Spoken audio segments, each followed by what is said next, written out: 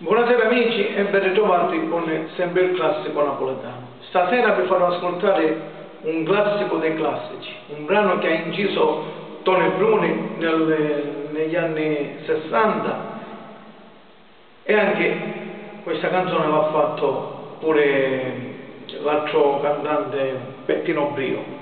Vi farò ascoltare, signori miei, Canzona Bella. Ascoltate questa bellissima canzone. Dalla voce di Mimmo Mirabella, Canzona Bella. Buon ascolto.